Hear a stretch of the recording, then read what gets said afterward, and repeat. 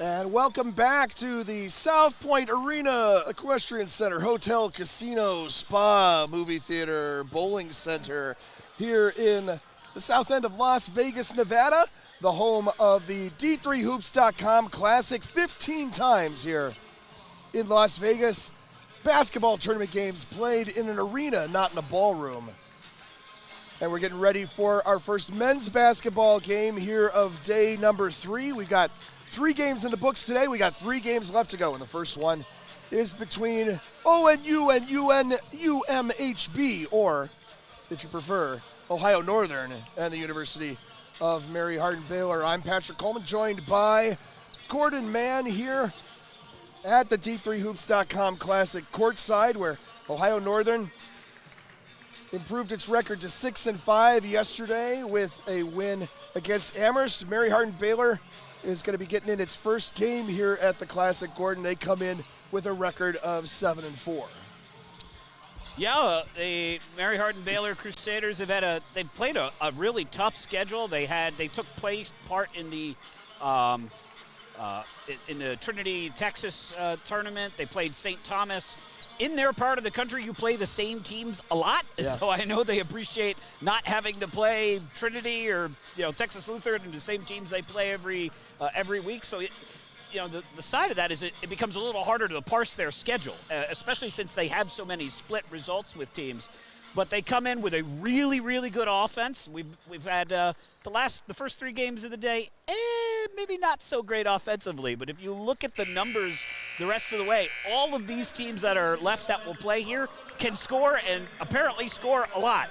Mary Hardin-Baylor is ranked 17th in the country. Again, that's out of 400 teams in scoring. They're 3rd in rebounding. We'll see Occidental, who's in the top 10. We'll see MSOE, who's in the top 5 in terms of offense. So you never know what you get in this gym, but I'm looking forward to this one. Mary Hardin-Baylor comes in with first-year head coach Sam Patterson, of course, who replaced Cliff Carroll. Carroll won 99 games in 5 seasons at Mary Hardin-Baylor. Previous to this, Patterson, an assistant at Oral Roberts, 8 seasons on staff at Baylor.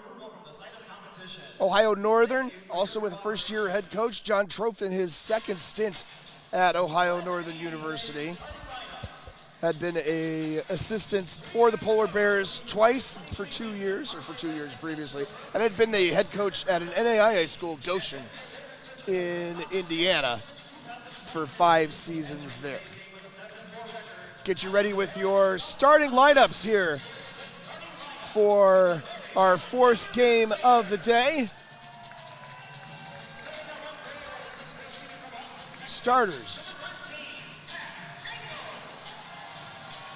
For Mary Hardin-Baylor, Crusaders come in with a record of 7-4, and they will start in the backcourt with a 6'1 senior out of Salado, Texas, number 2, Hudson Johnson. Senior point guard, 6'0 out of Houston, Texas, number 8, Elijah Lawrence. Big man in the middle, 6'6 grad student out of Rochester, New York, a transfer from St. John Fisher to Mary Hardin-Baylor, Connor Zaniera. A 6'4 senior wing out of Austin, Texas, number 13 is Zach Ingalls. And a 6'5 senior forward out of Arlington, Texas, number 24, Donta Cody. They're in the purple with the pale white and gold numeral trim. So going over to the Ohio Nothern side. Ohio Nothern comes into the day at 6-5. And they'll start in the backcourt with a 6'0 senior guard out of Galiad, Ohio, number 1, Mason Studer. Joined in the backcourt by a 6'2 senior guard out of Ottoville, Ohio, number 2, Will Miller. Number 3 starter is wearing number 3. He's a 5'10 junior guard out of Perrysburg, Ohio. Number 3 I mentioned, and it's Noah Langford. Number 13 is a 6'4 sophomore forward out of Pandora, Ohio, Aiden Harris. And then in the middle, a 6'7 junior forward out of Ottawa, Ohio, number 15, Theo Mag. Head coach John Trofe. And the Polar Bears in the polar bear white with the bright orange numerals and the black trim. followed here to Las Vegas by a boisterous crowd. As we get you ready for this game, Mary Hardin-Baylor has been at this tournament before. Ohio Nothern has been. It's been a hot minute. Yeah. But Mary Hardin-Baylor, a regular here, to get kind of that scheduling variety that you were talking about. Yeah, it's been important for them. They've even come here on some years and played an extra game to get one in. The conference momentarily in a shrunken state will pick up a few members next year to make the scheduling a little bit easier in the ASC. Yeah, they had to schedule 19 non-conference games this year. Yeah, and so Mary Hardin-Baylor, not a surprise, an established program. They've done a good job scheduling all D3 teams. Well, with one exception, they did play Arlington Baptist. But the Crusaders and the Polar Bears, as we need a game ball? Yeah, a ball would be helpful. A men's basketball would be great also. I think we've got the right rack out there. We'll see what Ohio Nothern last night defeating Amherst, an Amherst team that was really shorthanded, just used 7 players in the second half and completely ran out of gas. Amherst went the final 12 and a half minutes of the game without a field goal. Mary Hardin-Baylor's not going to have that problem in terms of depth, at least tonight. And the other thing that the Crusaders have in their favor, size. They're always they have a couple of smaller guards, but just take a look at the 3 guys across center court. You can see each one of them, if not height-wise, width-wise, is bigger than their opponent. So as we have an extended break here, it's giving the players a chance to get to know each other. So where is Ada, Ohio, says number 11. Oh, Connor my goodness. Samara. Yes. Western Ohio. I know this. My goodness. Had someone come over before the game and say, hey, do you know it's actually in Western Ohio? It's like, the person who told you we said Eastern stopped listening 2 minutes later when we corrected it. Right. My goodness.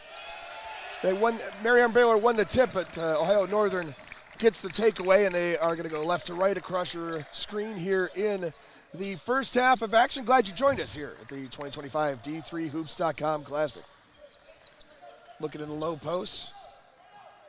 Miller, a little fall away. That does not fall, and rebounded by the Crusaders. Crusaders, third in the Division III in rebounding and total rebounding, 46.8 rebounds a game. Probably helped by their pace of game. It's pretty impressive. Yep.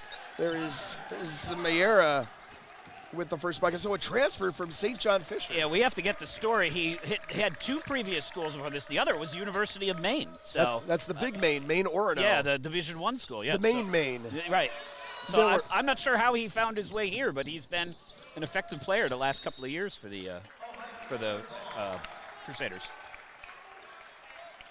Mary Hardin-Baylor got the defensive rebound on the one and done, but could not convert that into points. 2-0 Mary Hardin-Baylor in the early going. Mary Hardin-Baylor is signified by the Mary Hardin-Baylor on the score bar on the bottom of your screen. If we wanted to compact it for you, we could go ONU and UMHB. We'll probably say some of those things as the game progresses. Mag trying to work his way in against the bigger defenders, Zamiera, and no good. Ohio Nothern used, I think, about 12 players last night, so I just heard Coach Trolp say, let's play with pace, and Mary Hardin-Baylor will be very obliging of that if they're willing to do it. It will be just fine with them. Cody 3 from the corner did not go. Right, a team that averages 75 a game, Ohio Nothern right in the middle of the pack in Division III, and here's a 3 from the wing, no good for Harris. Offensive rebound. The thing I was most impressed with last night for Ohio Nothern is the ability to find players for open threes. Now, they missed 2 on that possession, but they're a better than average three-point shooting team at 32.4%. And they are able to find a bevy of guards open around the perimeter as the Crusaders turn the ball over. Zamiera, the center, throwing the ball into the post, and his teammate unable to corral it. Other thing about the Polar Bears is they take good care of the ball. Last night they only had a handful of turnovers. So I know Ohio Nothern is 6-5. The expectations not, I'm sure within the program they are, but outside of the program not terribly high. They're picked 8th of 9 teams in their conference. I thought they looked pretty solid yesterday. I thought so too. And a little bit of tie up here. Engels goes to the floor. Engels was fouled. That's a foul on Harris, his first. So Mary Hardin-Baylor inbound underneath its own basket, working on the basket to our left. The inbounds and the bucket is good for Tonto Cody. Cody, a transfer from Jacksonville College. That is not the D1 school, right? Jacksonville of Alabama, the logically named school. I will check. I thought Jacksonville U was a D1 school, but I don't know. I just keep track of who's got names, right? Yeah. Yeah, they're the Atlantic Sun. Okay, yeah, there you go. Little floater, good for Will Miller. Miller, leading scorer on the season, coming into the tournament, 13.6 points a game, also an 87% foul shooter. Lots of really good free throw shooting people that Ohio Northern's able to put on the floor. They're in the top 25 in free throw percentage in D3. Shot no good by Engels. Rebound by ONU. Mag has got to have a good game tonight. He was okay last night. Had a bunch of rebounds, some of them off of his own misses, but he's really the only true forward they have. He's got to play well, and he's got to play long. He's got to stay out of foul trouble. Kicks it back out to Studer. Studer's shot off. Rebounded by Johnson. Hudson Johnson. Team's leading scorer, 19.7 a game. Here's a floater in the paint, and that is good for Lawrence. Elijah Lawrence with the bucket. Previously played at Oral Roberts and at John Brown, D1 and NAIA, I believe. Yep. I wonder if, he must have overlapped with his head coach at Oral Roberts. Right. Because Patterson was there for something like 8? Yeah, 8 years. 3 on the wing, no good. Engels with the board, up ahead for Lawrence. Lawrence, nice move, and he finishes. 8-2, the score. Under 16. No media timeouts here. I don't mean to give Dave a heart attack, but 15:37 left. A timeout by Ohio Northern, a 30-second timeout. We will keep it here. ONU with the win last night against Amherst, improving to 6-5. Last year, right in the middle of the pack overall, 14-12, in the middle of the pack in the OAC at 8-10.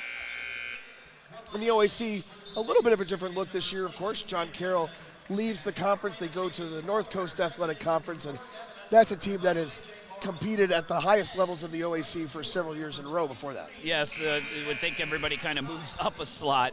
The preseason poll has Mount Union at the top of the poll. The Purple Raiders are 11-0 and 4-0 in conference already with a win over Muskingum, who's in second. But Ohio Northern 1-2 in conference, and so lots of games left in the OAC. In fact, after this one, every game left is in the OAC. 3 good for Bryce Stewart, coming in off the bench. 4 of 11 from beyond the arc coming into the weekend. Coming back the other way, count the basket for Grant Jessen, and he will go to the foul line. Strong take. You want to try and guess how you pronounce that? His prior school? Nope. Arkansas Cossatot? Cossatot. I have no idea. It's a new one to me. I'll have to look that one up. Oh, it's a community college. Okay. Explains the not having heard of it. Yeah. Cossatot Community College of the University of Arkansas. Okay. I can see why they CCCUA. Yep. 3 on the way, just right of the circle, no good by Gavin Etzler. And a foul on the rebound. Falls on the Crusaders, number 21, Josiah Ray. That is his first. Josiah Ray picks up the foul, foul number 1. Of course, it's a team that, by necessity, when you play pace like this, goes really deep into its bench. Kanya Gaston with the basketball. Gives it up for Adisha Moulton. He gets it back, 10 on the shot clock. Stewart, a whole fresh 5 here on the floor for ONU. Shot up, and that one is good. Nice move by Stewart. Gets it to roll over the top, cuts that lead to 3. You got ONU just swapping lines out. Lawrence, long three, and he hits it. Lawrence just 32% from beyond the arc, but hit that right in front of the ONU bench. Team shoots a hair under 37%. That's top 10% in the country for D3, 44th. Oops. Well, no, it sort of worked. Huh. I guess A he hair missed under the player 30s, and hit the underside of the basket. 37% from three, 44th. 44th out of 400. Yep. Yeah, okay. Did I do the math right on the 10%? No, I think you might have said 33%. You might have listed said their defensive number. Oh, okay. Sorry. Yes. And I was like, are we that bad shooting in Yeah. D3 that 33% is top 10%? No, 33% would make you a little less than average in Division III. Zach May into the front court with it. Dribbles it off his foot. Picks it up, gets it off for Jessen. Jessen, big 6'4" guy, handling out on the perimeter. Goes left. Fall away. That is no good. And rebound ripped down by J.J. Morris. Nice job by Morris. Morris, I neglected him when I said Mag was the only true forward. I forgot that Morris and Kendall both played significant minutes last night, and they're both bulky 6'6s, so they can definitely play in the post. Gaston from beyond the arc. That's off the front iron. No good. Rebounded by Jessen. Pushing the ball up on a 2-on-5. Now pulls it back. Ray with the basketball, trying to get a screen. Gives it back to Jessen. 13-18 to go here in the first half. 20 on the shot clock. Zach May looking in the interior. It's deflected away. Taken away by ONU. Stewart gives it up ahead to Moulton. Moulton losing the handle on it out of bounds. It will be off of UMHB and remain ONU ball. Miller back into the game. Mag back into the game for ONU. Replacing Morris and Essler. I'm trying to be better about subs today. Doing a good job. It's early. Now, you've been to Mary Hardin-Baylor's gym, right? I have not been there for a basketball game, but I've been Okay. in the arena. It is amazing. It's really Okay. nice. Is it as well, the football stadium, is it the nicest Division III football stadium you've ever been in? Oh, I mean, yes. So By a I don't know what was that I don't about. know. They came over to talk to us. We do not have an Oh, ability yeah. to show them a replay. That is right. Sorry, folks. Yeah. Oh, Crusader Stadium is a jewel. Okay. The Cruthedral is the nickname for it. It's the best Division III stadium. Okay. I've looked at all the D2 stadiums photo-wise Yeah. on D2football.com. I think maybe I'm biased, but I think Crusader Stadium is better than all those too. Okay. And their basketball gym, It's really nice. really, really nice. Okay. Yep, an arena, seats on all four sides. Shot good from Miller for three. Makes it a 3-point game, 13-10. Yeah, it's it's a really nice small D1 style gym, and here is Ray on the other end to finish. I have not been on Ohio Northern's campus. I'm trying to I do think know if it's I- in the western part of the state. I'm trying to think if I have. I don't think I've been on a bunch of the campuses traveling for work, but I don't think I've ever been in Ada. Moulton, shot in the lane, no good. It's Cam Stinson with the rebound for UMHB, and he gets the ball knocked away and draws a foul. Foul against Moulton. Moulton picks up foul number 1, the third team foul.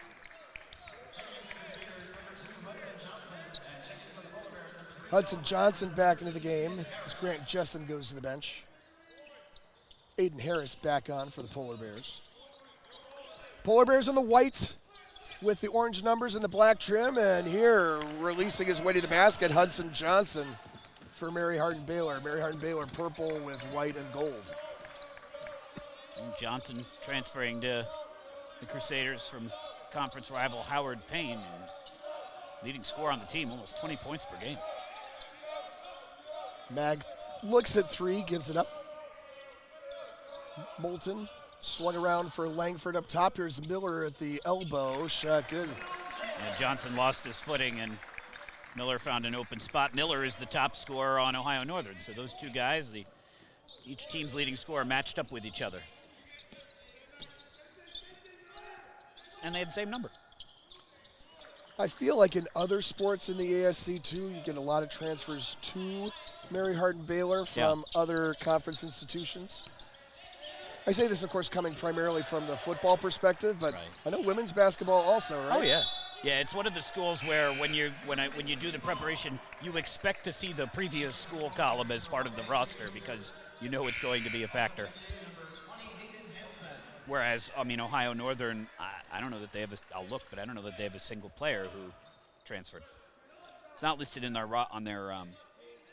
it's not listed on their roster, so it's probably unlikely to be the case. Neither is a state for most of the cities. Outside three, Stenson gets it off before the shot clock expires, but no good, and Studer with the board. You mean you don't know where Wapakoneta is? It's not like Columbus, Cincinnati, Cleveland. Right, it's not a Wapakoneta. Dateline city, right? All right. I'm not even sure I'm saying that right. AP style joke here. Langford for three, no good. Stenson with the board.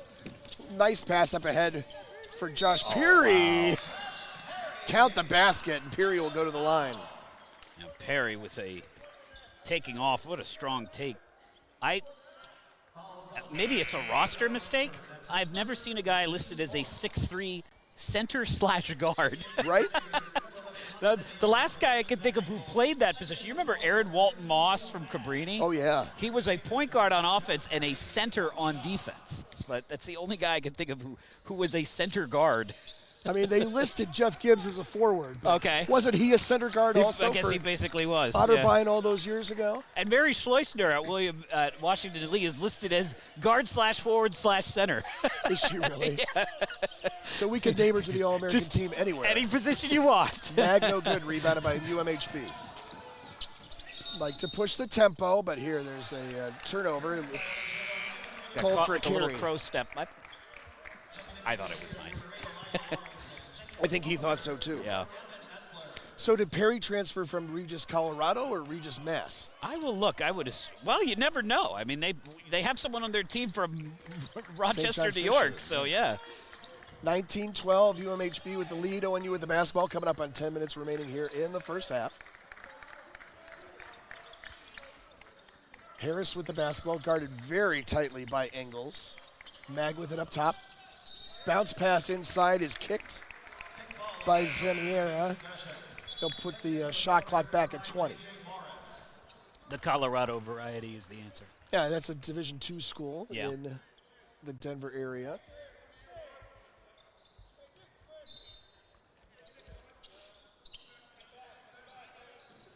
Inbounds in the corner, three on the way. That's left quite short by Harris.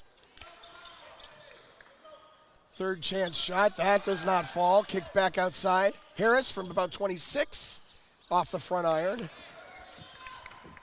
Engels with the board. One thing about Mary Hardin-Baylor with Coach Patterson, I bet he has a national network. Oral Roberts recruits nationally because of its religious profile, so that extends thing. And he was at Baylor for a number of years. He was on the Baylor's coaching staff when they won the NCAA tournament. So he has, I'm sure he got a exposure to players from all over the country there too. So couple that with the, with the school's profile and with the transfer portal, and almost anybody is up for grabs for him when it comes to transfers. And if I look at the names of the assistant coaches correctly, they're all new, aren't they? I don't remember any of those being on the staff, and there's also like 1,000 of them. Right. This is one where I just gave up listing them all and said, and many, many more. Well, I thought some of these were familiar names. But, oh, okay. You could be right. Uriah Hunter, Alvy King, Akeem Eccles. None of them, I don't know that any of them played for Mary Hardin-Baylor. Hunter's been on staff since the summer of 23. Okay. My understanding is he's the reason why they are here. Because, sometimes scheduling in an interim situation gets a little squishy. Yeah. So thank you, Coach Uriah Hunter, for making sure the team comes here. Studer, and losing the handle on the basketball. Yeah, this is obviously I'm biased, but this is a really nice event for them to come and play some teams from out of region. In a year where Mary Hardin-Baylor or Hardin-Simmons, who's been at this event a bunch of times, in a year where they're good and they're going to get to the NCAA tournament, they're going to play people from all over the place, at least after the first weekend or so, if they get through that far. Three on the way from the far wing. That shot no good for Stewart. UMHB with the board. 19-12. Mary Hardin-Baylor with the lead and the basketball. Lawrence has it bounced back out. He's corralled it. Johnson trying to go one-on-one against Gavin Etzler. Gets past him, tries to throw it up, no good. Rebound in all sorts of traffic. Yeah. Angles, gets it back up, and he'll go to the line. Nice job by Etzler to hang with Johnson, who's really quick. Picks up the foul. His 9th game of the year for Gavin. We've been stuck here on 19-12 for a little over 2 minutes.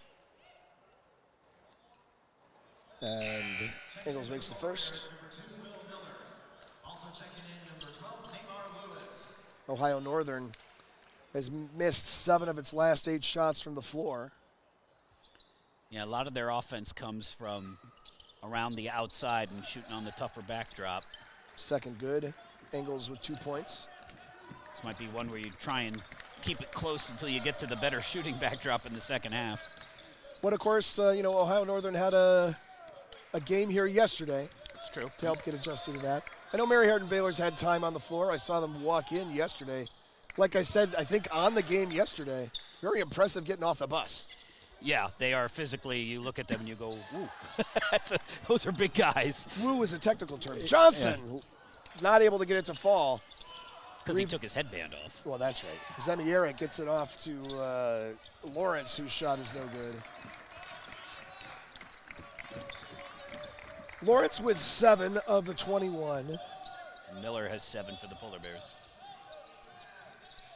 Out on the wing, shot is no good by Gaston. Wow, these guys are so fast. I know. Johnson back the other way. It's a 1-on-2 fast break. He doesn't care. He's going to pull up and drain it from the wing. It's a perpetual fast break as soon as they touch the ball. 1-on-2 doesn't matter much if you're not trying to attack the basket. No. Trying to slow the pace down a little. They're trying to find a shot. Tamar Lewis. Shot clock at 11. Miller going to go one-on-one. Gets it to go. Miller averages 14 points per game. He had a quiet night. I know he was around his scoring average, but they got scoring from a lot of different guys. This is one where he probably needs to take over more offensive foul on the upstate New Yorker. Oh, no, I'm sorry. Yeah, it is. Yeah, on the. Yep. 6th turnover of the evening for Mary Hardin-Baylor.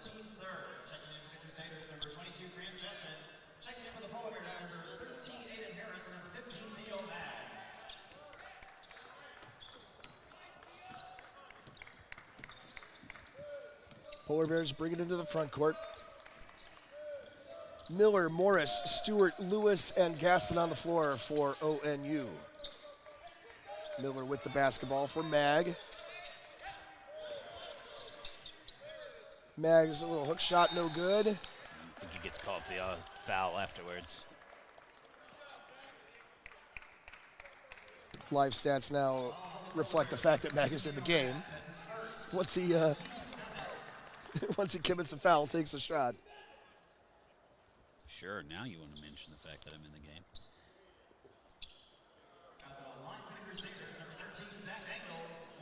Engels will go back to the line for a 1-on-1. He's 2 of 3 from the line so far this afternoon. And there will not be a back end as the first one goes off the back iron. No good. 24-14. Mary Hardin-Baylor is still up by 10.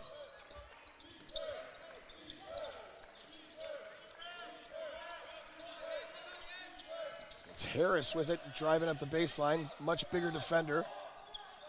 Little fall away, that's left too short. Rebounded by Jessen.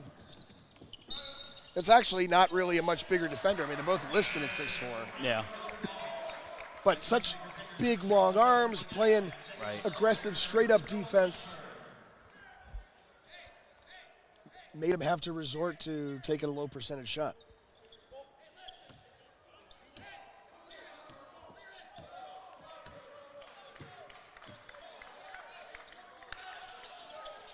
This game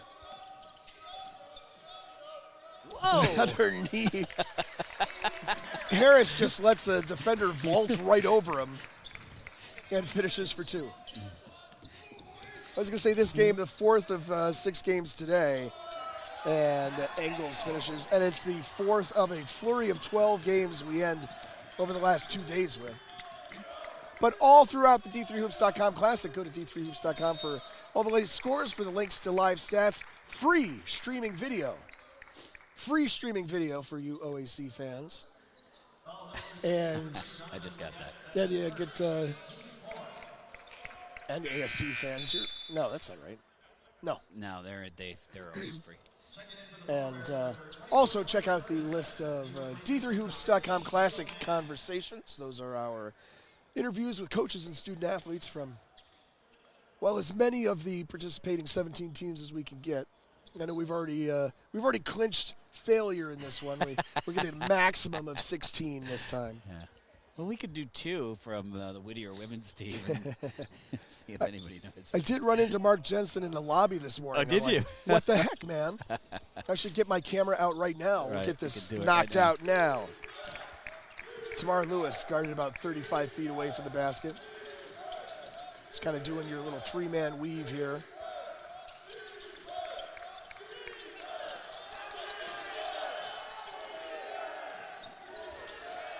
Shot clock at 2, trying to get it off, and they do not. Lots of passes. Yeah, that 3-man weave was tight, but not terribly effective. It didn't look like any of them were really looking for a shot. Touchdown. Wow. No, it went for the field goal. Did not land it.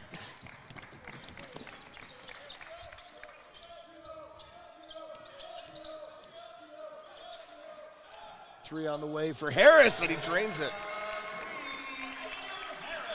That's that lead down to 7, 29-16. Just the third 3 of the afternoon for ONU. 3 of 16 from beyond the arc. Now, Harris was the most effective player last night in getting off his threes against Amherst. Here's Lawrence, doesn't fall. Who does fall is Harris. Falls hard, clutching his right side.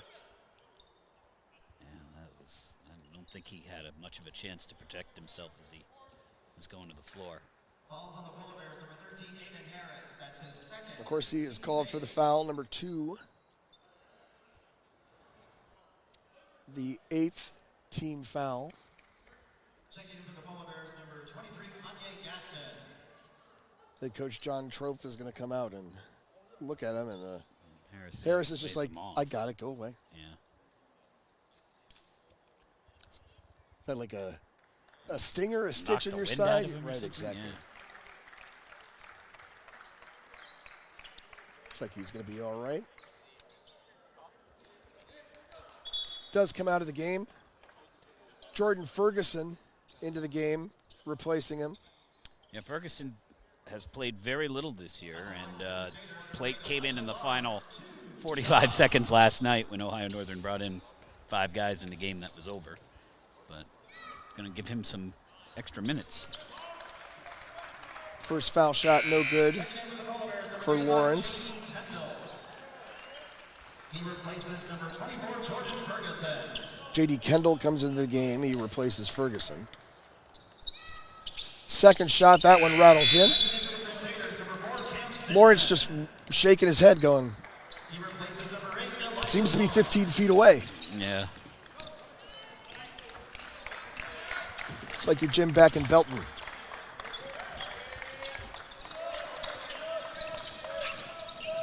Gaston to the rack, no good. Kendall with the rebound. Kendall gets it back up top. Gaston looking to put the ball on the floor, trying to throw it up. Does get it up. Cannot get it to fall. Jessen with the board for UMHB. 3 on 5 and the double dribbles.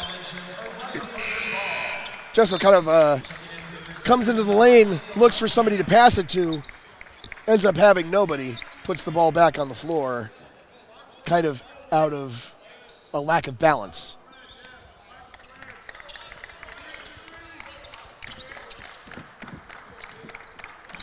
Ohio Northern with the basketball, down by 8, coming up on 4 minutes left here in the first half. Miller Kendall with it out on the perimeter, guarded by Daniel Hudson. 3 on the way for Miller. That is no good. And a big sky for the rebound for Hudson.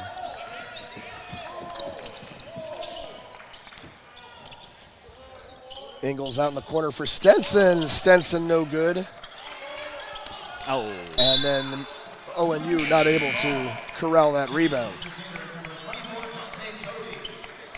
Stenson out of Tallahassee, Florida, transfer from Florida Atlantic. I'm sorry, Stenson should have gone to Stetson. Yeah. That'd be way better. That would have been, yeah. I'm making his past recruiting decisions for him.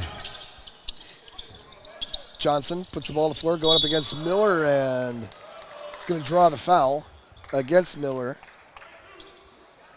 Miller, first foul of the afternoon. 9th team, so this will be a 1-and-1 situation. Johnson, leading free throw shooter on the team, 87.8%. Maybe not the best guy to put at the line in a 1-on-1 situation. He makes the first.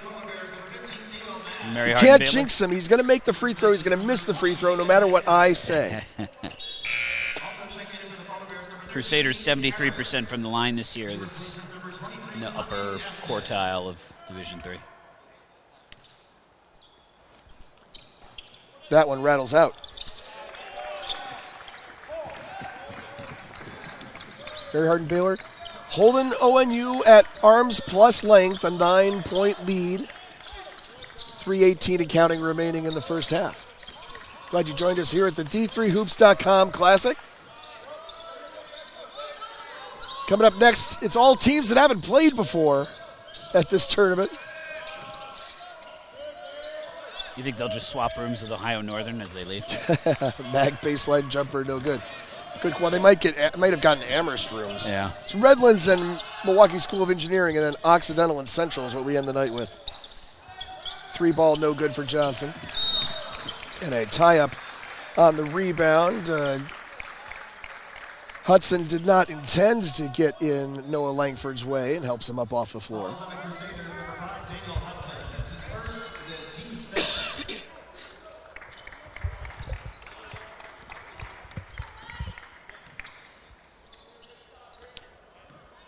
Polar Bears inbound. Aiden Harris is apparently feeling better. Miller very actively defended by Donta Cody. Hands it off for Studer. 2.5 minutes left in the half. Working his way in, dumping it off. Mag on the nice feed from Will Miller. Nice feed from Miller. Got his defender in the air and dished the ball around him. Nice job by Mag, too, I think, crashing his way to the basket, giving Miller somewhere to go with the basketball. Lead at 7 for UMHB. Johnson stutter steps, dribbles in, dumps it off. Hudson traveled.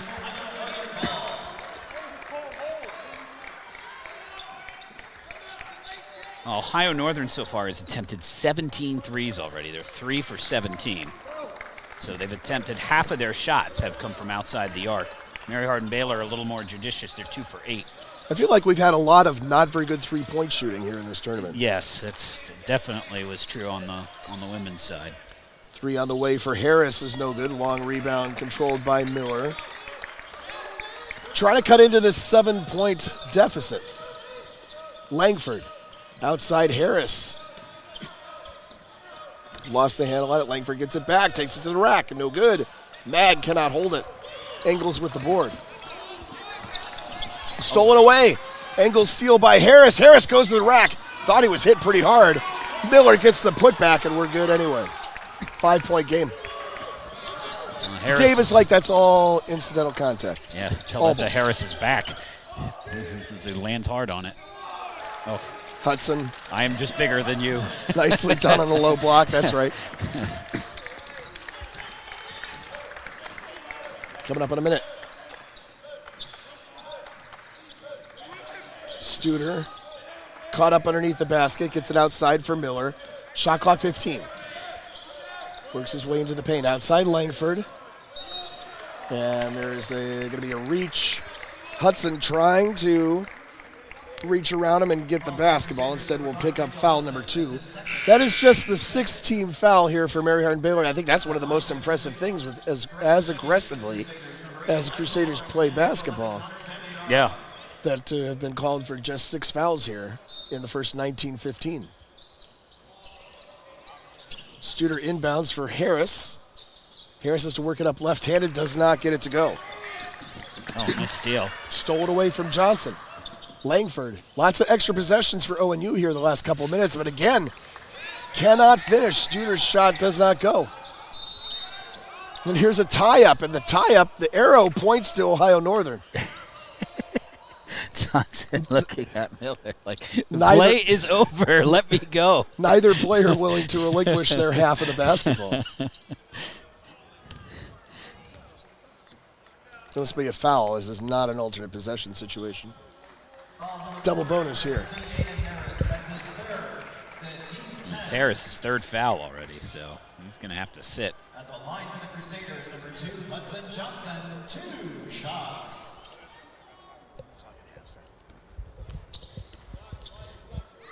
Foul shot on the way and good. Johnson did not.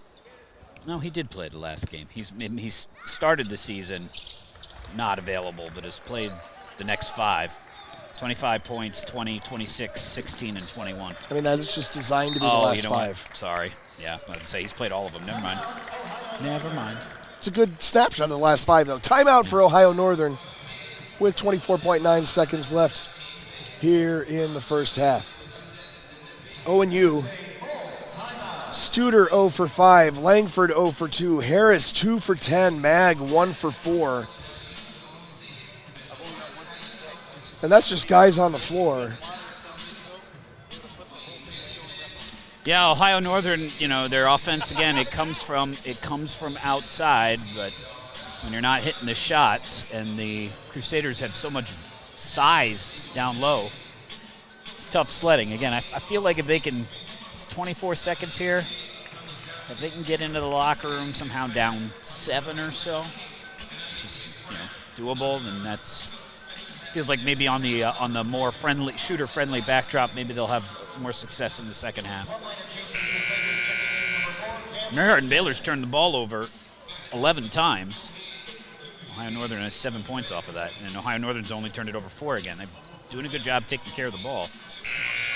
Yep, rebounding is even as well, but Mary Hardin-Baylor's shot selection has been better. They're 10 of 14 inside the arc, 71%. How about that? Their speed and the ability to get. Now, do you think you get 2 shoes like that, or do you have to buy 2 different pairs of shoes and then switch them up? Great question. Find out more at the half. Yeah, I'll ask Cam after at the half. Langford, game clock down to 6. Harris off the screen with the 3 off the front of the rim, no good. And that will be how the first half ends. With the score, Mary Hardin-Baylor 32 and Ohio Northern 23. We'll take a break. We'll be back out here in about 12 minutes or so with halftime stats as the Crusaders are up on the Polar Bears by 9 here at the D3Hoops.com Classic. More schools than Division I, more fans than Division II, and more upsets than March Madness. There's nearly 850 programs with over 11,000 games leading to 2 national championships. And we've been covering it all for over 2 decades. From Eastern to Occidental, from Puget Sound to Piedmont, from Southwestern to the University of New England, and from Hope to Calvin. Nobody covers Division III basketball like we do. We're D3Hoops.com at www.d3hoops.com. Passion's love.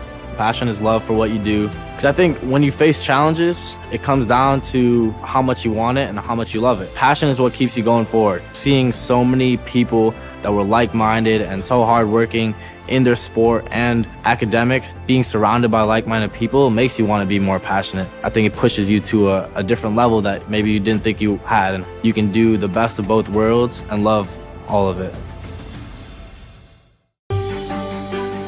Comprehensive learning is being able to adapt to experiences and apply the things that I learned. Being an athlete and juggling academics helped me grow as a person, and things that I've learned, I was able to apply it in another field, putting them into everyday life. Developing comprehensive learning helped me prioritize certain things to make sure I get to where I want to be. For the love of the game. That's what it's all about, they say. But for those of us who are Division III student athletes, it's more than that. It's more about team and the schools and communities we represent.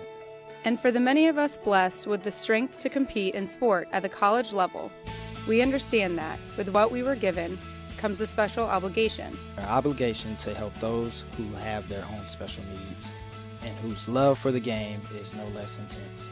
That is why NCAA Division III teamed up with Special Olympics. Since August of 2011, we and others from Division III campus communities have volunteered more than 250,000 hours, time away from the classroom and practice field, reaching across the country to coach and mentor Special Olympics athletes.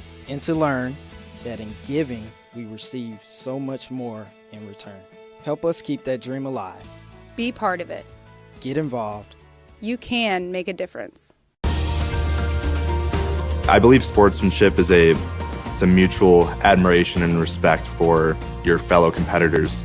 We all go through a lot to reach the point where we compete against one another. It's important to realize that. So once we're finally on the field or on the court or on the starting block, we look at each other as fellow human beings and not just competitors. Being able to recognize the hard work that other athletes are putting in creates a more positive and inclusive environment.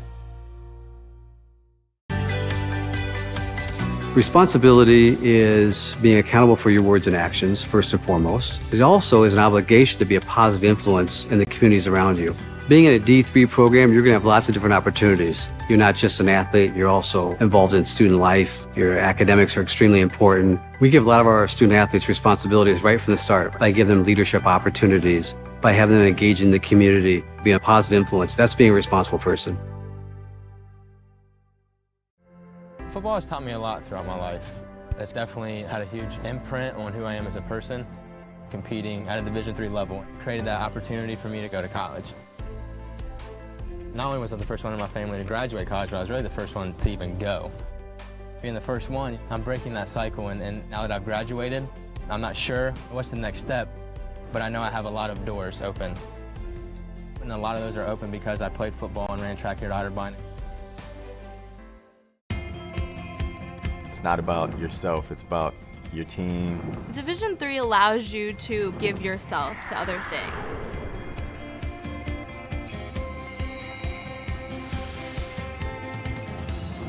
I chose Cedar Crest because it's nationally ranked for its forensic science program. And then I also chose Cedar Crest because I could come here and play sports. I could be a basketball player and then I could be a student athlete, and my teachers would understand that. At a Division III school, you primarily a student athlete, so the school is really shaped around you developing yourself as a complete individual. The end result in my mind is you just become a very well-rounded person. I know sports is important, but having the academic part along with it is a big plus. There's more to them than being a student athlete. They're a club president, they're a student in the classroom, so it's a well-rounded experience. Division III school was the best opportunity for me to have both the highest academic challenges and some of the very highest athletic challenges too. So that's why D3 athletics is so great. It gives you the opportunity to get involved in so many different things and be able to still do all those things.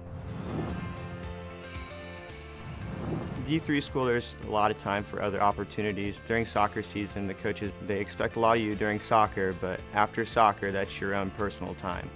It's your time to go explore different things and really find out who you are and other opportunities that you can pursue. Division III in athletics, affords students the opportunity not only to participate in intercollegiate athletics at a competitive level, but also gives them the opportunity to, engage in the other interests in their campus and in their lives outside of that sport and outside of the academics on the campus. I wanted to be really balanced. I wanted to be focused on academics and athletics and be able to do other things that I wanted to do. And I knew Division III would be able to not only let me do that, but support me in that. You have more time for your extracurricular activities outside of school, whether it's not academics, spending time with your family, your friends, and those are things that are important to me in a college experience. Being a Division III athlete and developing my leadership skills has definitely put my name out there and helped me get more recognition on campus, but more recognition nationwide. I did win the Jostens Trophy, which is based on leadership, academics, and then how well you do on the court. I think there's more opportunities for academic scholarships in Division III. Division III schools offer academic scholarships instead of athletic scholarships. This really puts the focus that the student athlete needs to maintain that GPA. I got the presidential scholarship from Case Western, which was huge for me. I did receive a non-athletic scholarship upon entering school, and I carried that for my first 2 or 3 years. I did receive academic scholarships my freshman year, and then every single year I get a little bit more because of my academics. Just being involved on campus, being an athlete, and then being a leader in so many different clubs. All those things combined kind of get me recognized. Don't pass up a Division III school if you have the opportunity. Division III offers many experiences. I would definitely choose Division III school because you can develop your leadership skills. I mean, basketball and academics are so important here, but you can also develop like who you are as a person.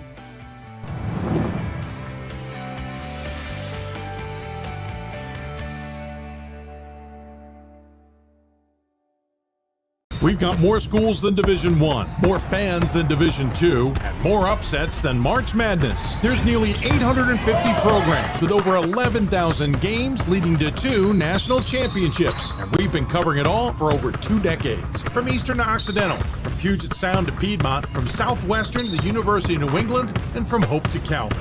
Nobody covers Division III basketball like we do. We're D3Hoops.com at www.d3hoops.com. Proportion to me is the lived experience of our Division III student athletes. They balance life from an academic perspective and the rigors of competing at a high level, bonding with teammates and building lifelong friendships. But they also are involved in their communities. They work jobs and internships and volunteer. They've learned to be resilient. Diverse experiences are setting them up for the future. I had numerous family members who've been taken away from heart disease and stroke. That drove me to pursue knowledge about health and well-being. Playing college football gave me an opportunity to get myself into college. Goes to Parks. He's in the end zone. That's when I decided that I want to go into personal trainer. I felt I would have a great opportunity to share my knowledge about well-being within Detroit. I hope to reach as many people as I can.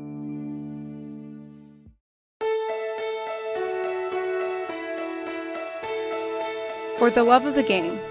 That's what it's all about, they say. But for those of us who are Division III student athletes, it's more than that, a lot more. Sure, the game is important, but as we work so hard to build both mind and body, it's more about team and the schools and communities we represent.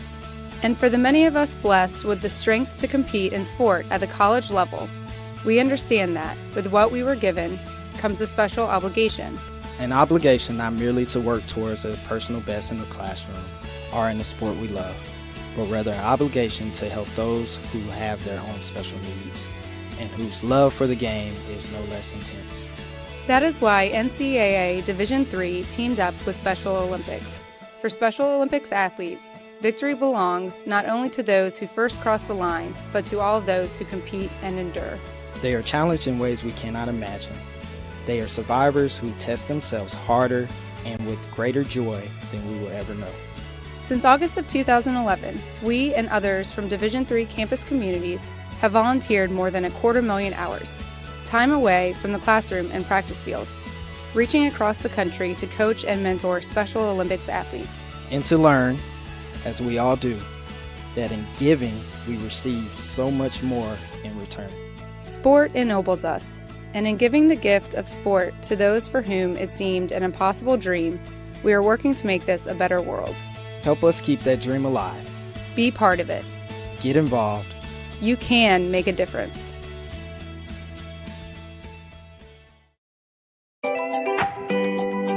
A good citizen is someone who wants to make a positive impact, both in their communities and in the world around them. The Division III approach is absolutely the best approach out there for amateur sport because it wants student athletes to explore all parts of who they are. Be successful in the classroom, be successful in competition, be successful in the community. So our student athletes learn what it means to strive for and attain success, but doing it the right way and being good citizens. I enjoyed my children when I was practicing platform dabbing. It was a blessing in disguise. When I went to physical therapy, I realized this is something I want to do. That's when I changed my major to physical therapy. I want to inspire people to do whatever they love doing. I'm fortunate to have Cliff as my coach. He made me believe that I can get back into dabbing after my injury to prove that nothing can stop me from chasing my dreams. We've got more schools than Division I, more fans than Division II, and more upsets than March Madness. There's nearly 850 programs with over 11,000 games leading to 2 national championships. And we've been covering it all for over 2 decades. From Eastern to Occidental, from Puget Sound to Piedmont, from Southwestern to the University of New England, and from Hope to Calvin. Nobody covers Division III basketball like we do. We're D3Hoops.com at www.d3hoops.com.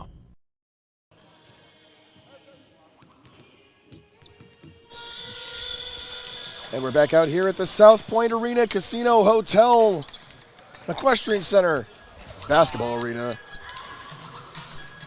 At half, here at the D3Hoops.com Classic, University of Mary Hardin-Baylor leads Ohio Nothern by the score of 32-23. Take a look at the halftime stats. Yeah, Mary Hardin-Baylor in that half shoots 55%, 12 of 22, 2 of 8 from behind the arc, and 6 of 11 from the foul line. Ohio Nothern struggled on offense, 10 of 41 from the floor and 3 of 20 from behind the arc, and they did not attempt a single free throw. Rebounds advantage in favor of the Crusaders, but not by as much as you might expect. Ohio Nothern had 9 offensive rebounds in the first half, was only able to turn that into 4 second chance points. The Purple Raiders, not in this game. The Purple Crusaders with a 20-6 lead over Ohio Nothern in points in the paint. Individual standouts, Will Miller, the leading scorer on the season for the Polar Bears, had 11 points in the first half. Mason Studer with 6 rebounds from the point guard position, 2 of them offensive. For the Crusaders, 8 points apiece for Hudson Johnson, who's 2 for 7 from the floor, and Elijah Lawrence, he was 1 for 2 from the floor, or 3 for 4 from the floor, with a 3. 3 rebounds for Hudson Johnson. He also had 4 turnovers, or 3 fouls, he drew, and 4 turnovers. A couple of rebounds for Johnson. So not an overwhelming performance from Hudson Johnson in the first half, but this team's still up comfortably at 9. Mary Hardin-Baylor, one thing the Crusaders will have to do better here in the second half, take care of the ball. They were a -6 in assists to turnovers, 5 up to 11 down. Ohio Nothern, it was fine. They were even. They were 4-4, but they were largely stagnant on offense. It was dribble, deep 3. It was effectively their offense for most of the half. 4's not a ton of assists. No. 10's not a ton of field goals. Yeah. And you need to have one to have the other. 3 of 20 from beyond the arc in the first half. Looking at Ohio Nothern over the course of the season, their worst full game three-point shooting performance was in a 71-64 loss to Hope, in which they went 4 of 23. If Ohio Nothern makes one of its next 3, they will match that. Last night, Ohio Nothern 10 of 24 from beyond the arc. I don't know if it's the building, it's the aggressive defense of Mary Hardin-Baylor, or some combination of the two. Yeah. So Ohio Nothern will get the ball here to start half number 2. They are in the white with the orange numerals and black trim.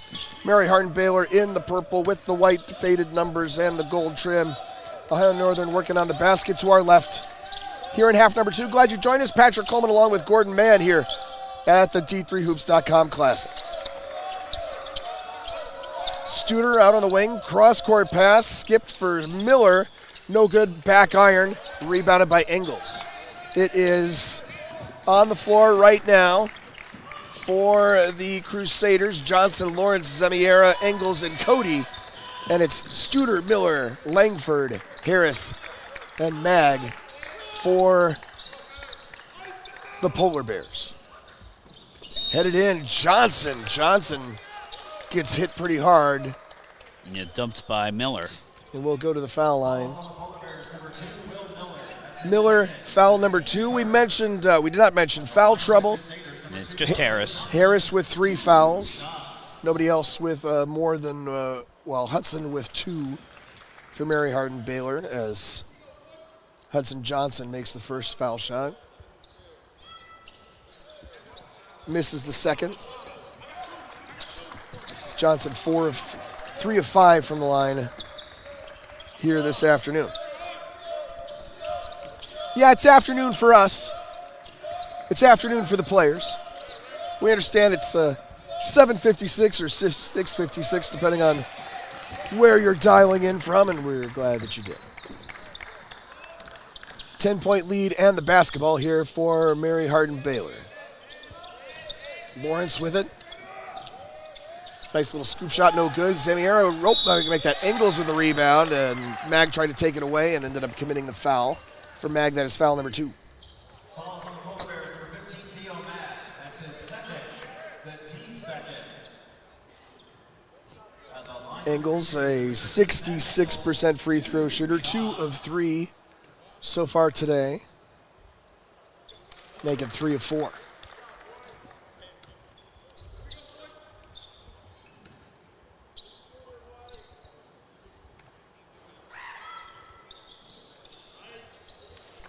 Make it 3 out of 5. If you need help with that, that means he made 1 out of the 2. It just seems like I should specify, right? Harris over near wing for Miller. Miller gets past his defender, but finds a doubler. Harris with it up top. Shot clock at 7. Loses the handle on it. Gets it off for Langford on the wing. Langford drains the 3.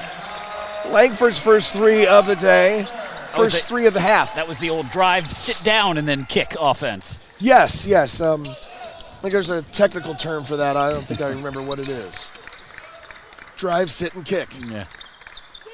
It's mostly when I'm sitting and kicking, I'm already driving.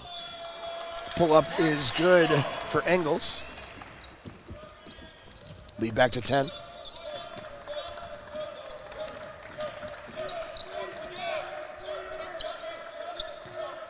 Miller with it for Ohio Northern. Mag corrals it. Harris just very tightly followed by Engels. Goes to the basket, can't get it to go. Lawrence pushes it up ahead for Cody. Cody, floater, good. Oh, wow, nice shot. That was a finger roll from about 4 feet away from the rim. Nice touch. Yeah, super pretty. Cody's second bucket of the night. Harris puts it up. That one's good. ONU finding the range from beyond the arc now a little bit here in the second half.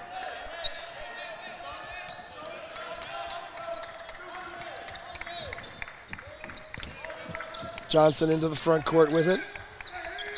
38-29 our score. Mary Hardin-Baylor with the lead and the leather. Shot no good for Zemiera. Rebounded by ONU. First empty possession of the half. Crusaders had scored on the previous 3. Studer around and off. Harris, floater putback, good. Nice body control. I'm not aware that one could float in that manner. I was pretty sure the force of gravity was about the same here in Las Vegas as generally anywhere else on the planet. Just like Muhammad Ali used to say, float like a polar bear. Sting like a bean. That's how that goes, yes. Oh. That's the Nevada Boxing Commission for you there. Turnover for Ohio Northern.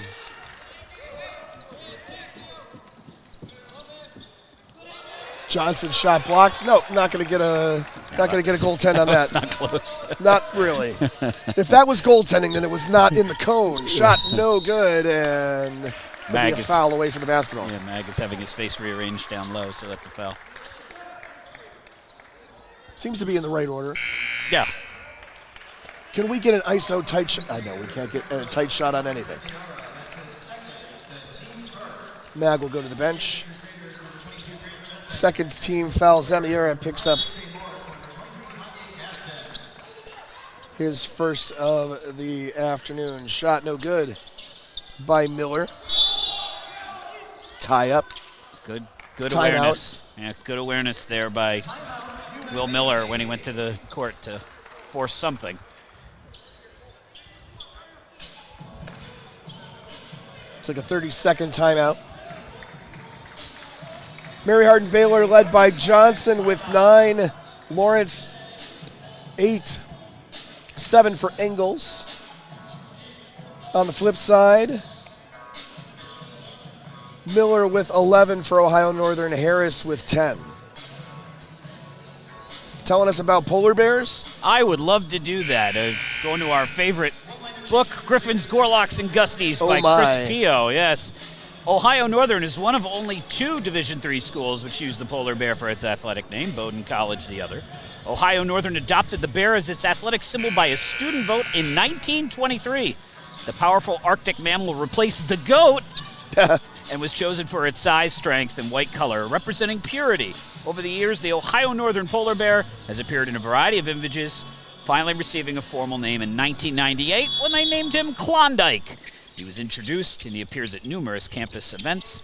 The iconic figure is often seen wearing a long scarf in orange and black colors, sometimes wears a pair of black eyeglasses, and may occasionally dispense frozen beverages at your local convenience store. Begs the question, what would you do for a Klondike bar? I was going for the icy bear. Isn't the icy bear look the same? And I'm tie looking up this up. And Kanye Gaston looks like he got knocked in the eye a little bit.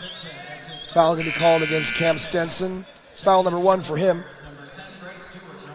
So LNU will get possession. That is the second team foul of the half for the Crusaders. I say Crusaders, I feel like crew is just football. Yeah. We'll go with that. If you feel differently, put it in the comments. We'll read those eventually.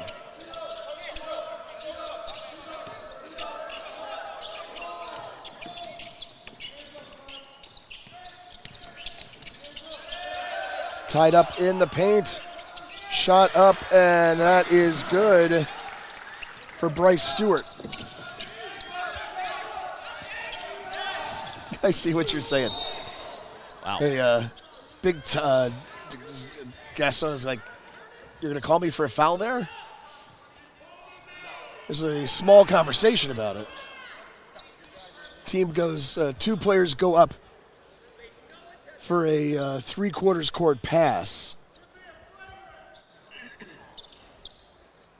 And we have a conversation about who they want to call the foul on. We're still talking. I have no idea.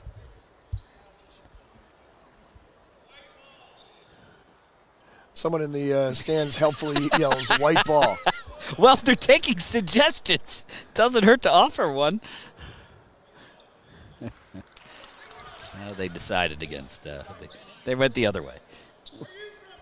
Fouls on the polar bears, number 23, Kanye Gaston. That is his first, the team's third. It was an upgrade to a flagrant 1. That's a flagrant 1. Flagrant 1 is the lesser of the 2. Flagrant 2 is the lesser of the 1. Oh, no, it's the greater of the 1. Okay, that's the other way around. He's making a joke, Dave. It's okay. Johnson's shot good. Math joke. Well, it's a matter of degrees, isn't it? Johnson with the basketball. He's going to swing it out in the corner. Engels fakes his man up. Jessen back underneath and finishing it off is Connor Zaniera. I got a mismatch on with Kanye Gaston on him, who's given up a bunch of inches and even more pounds. Zaniera just his second field goal of the day. He's got 4. Gaston trying to go to the basket. And mistake. Yeah. And all of that was on the floor well before, but it's on Grant Jessen. He thinks it's at the line. Man, they continued that a lot. Yeah. Really felt like the whistle came, and then there were like That's 2 more steps and then a shot. That's what Coach Patterson is saying, too. He's saying, how is that in the continuation? If I went, I mean, yes, Dave, of course, there is continuation now, and if you want to know more about that, look for Jim Haney interview. I just call him Coach Haney now. On our YouTube channel, like and subscribe. My point is that it seemed like it was too much even with continuation in mind. Foul on Mary Hardin-Baylor on the rebound, so Polar Bears will get the ball back. Gaston made one of those 2. Seriously, good conversation with Ryan Scott. Talks about the new things in Division III this year in terms of officiating, including stuff coming in the playoffs. Turnover. Coming back the other way. Engels with the finish off the feed from Cam Stenson. Lead back to 10. Gaston launches the 3, and that one is no good. Jessen with the board. I know Johnson is the Crusaders' best scorer. And he proves it there with a 3-pointer from the wing. That was beautiful. Now you have to say something positive. Well, what I was going to say, but I think Engels is it might be their most dangerous player, as he is just huge, and when he gets going at a full speed, stepping in front of him is risky for your health. He averages almost 16 points per game, 9 rebounds, leads the team in blocks, shoots 56%. He is listed as a wing, but he looks more like a fullback. Was this a timeout? Sorry, was this a timeout? Oh, gotcha. Yeah. I was like, yeah, they thought there was a timeout for Ohio Northern, but he was just giving directions to his team. We're to have a timeout just for substitution with 13:45 to go in a game. That's something you do in the final minute to get your subs in so everybody can play. Moulton draws a foul out near midcourt. I will note, I said earlier that I wasn't sure any of the Ohio Northern players were transfers. Dave pointed out that Moulton is a transfer. He's played his first 2 years at Cuyahoga Community College. It sounds like it's in Ohio. I would guess so, yeah. Mag with it at the foul line, hands it off for Miller. Out of the wing, Moulton on the way, and that's off to the right. Long outlet pass flung out up ahead to Stinson, who lays it in for 2. Holy cow. My goodness. What a throw. That was one arm underneath, and he had the spin on it so that it bounced right into his hands as he was running. That was really pretty. I'm sorry. I feel like you should get an assist on that. Yeah, that was gorgeous.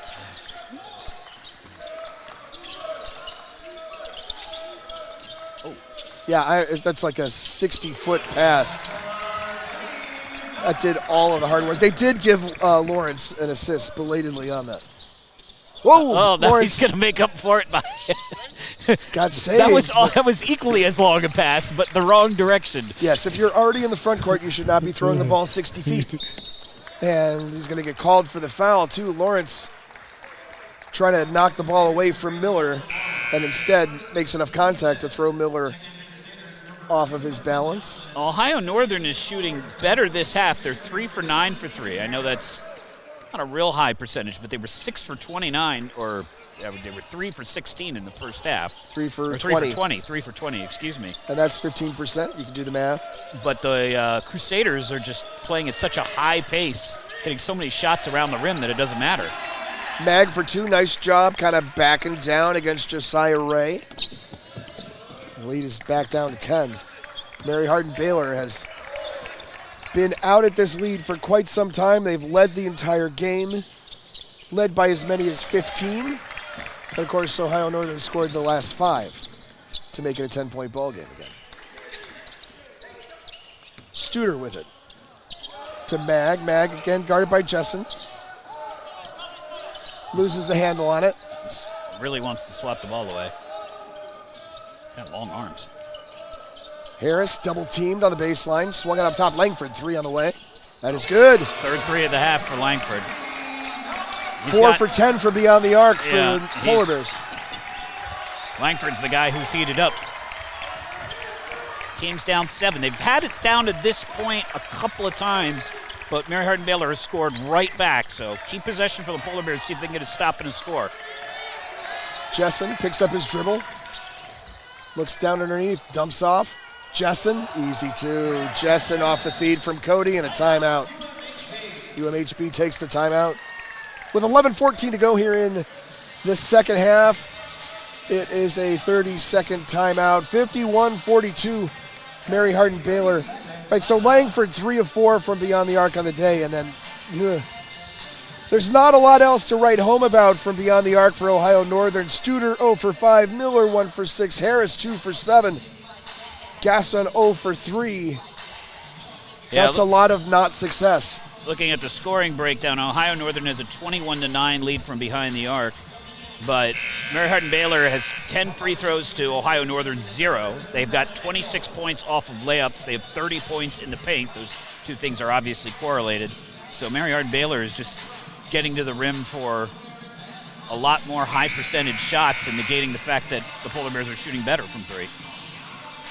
They do have one free throw. It's just that the bar is so small on the screen you can't see the info. Oh, yeah. That's a design issue.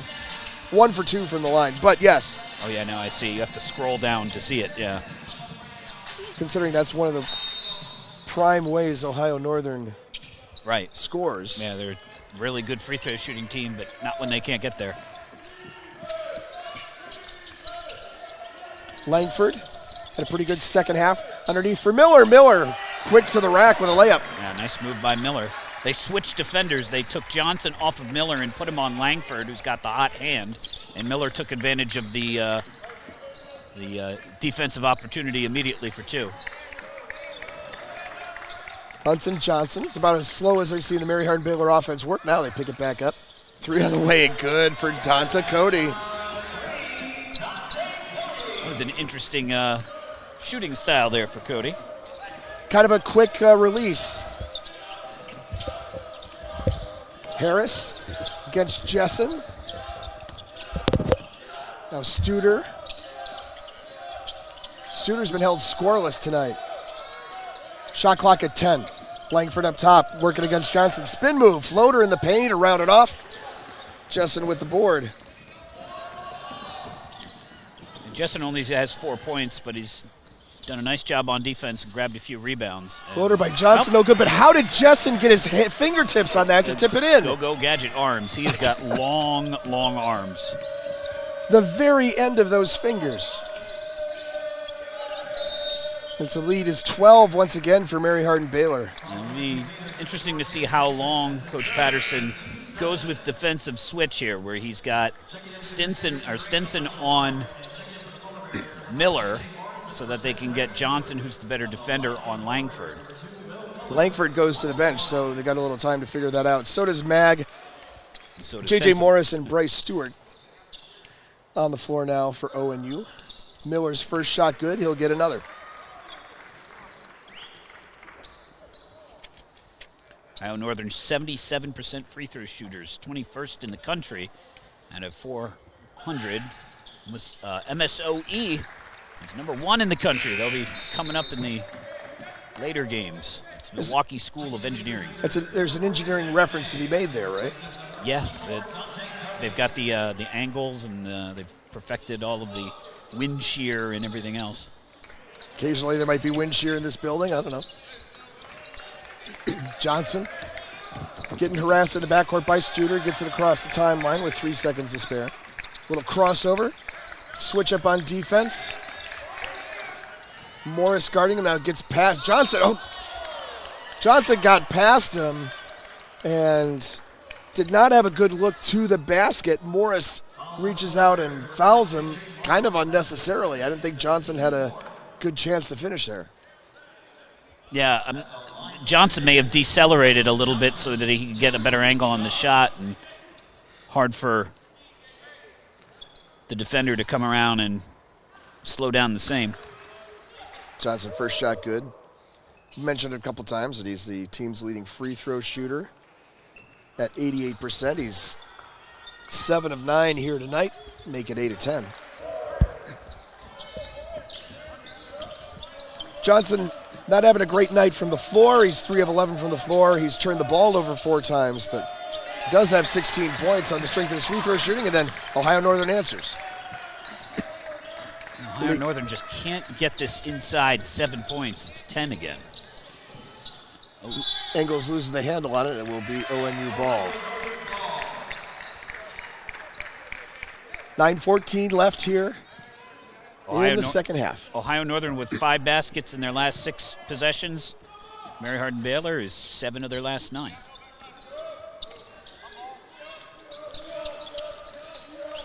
We're not going to get, well, I guess we got 10 minutes. We'll see. I'm not sure we're going to get to Mary Hardin-Baylor's 90 points per game, but pace seems faster. It's another Studer shot that didn't go. Jessen working against Morris. And another foul on the floor. Looking like Morris once again, which will be number 3. Yeah.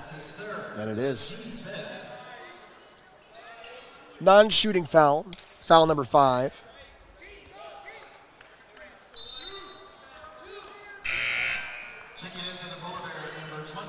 Hayden Hansen coming into the game. I don't think we saw him last night, did we?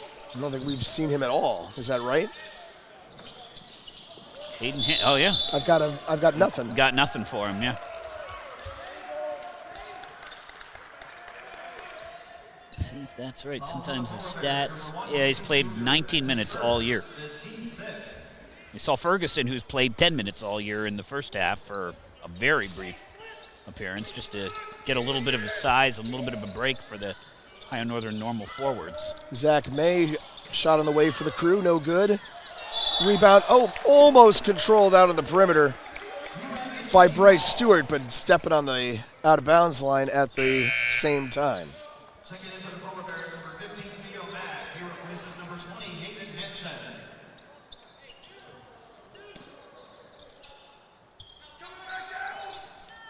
Lawrence looking to inbound, gets it to him. 18 on the shot clock. Johnson. Ouch.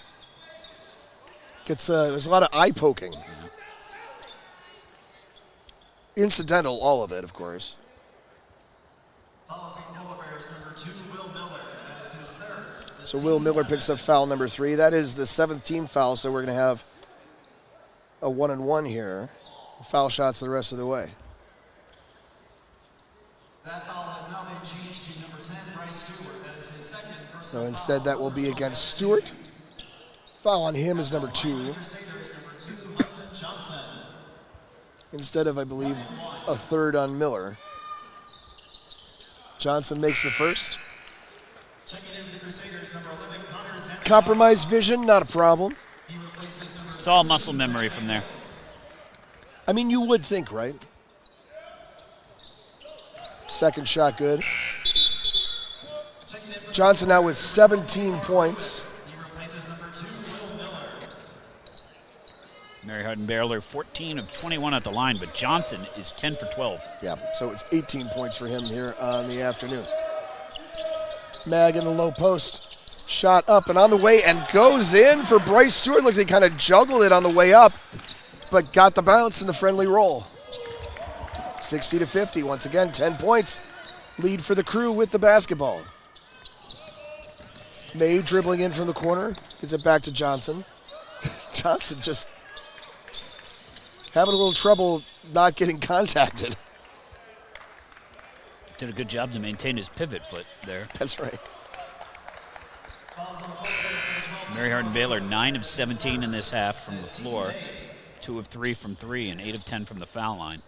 Hard to make headway against that. Tamar Lewis gets called for that foul. Johnson 1-and-1. Again, he makes the front end. Crew lead up to 11.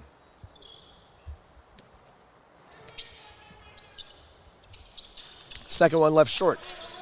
ONU with the rebound.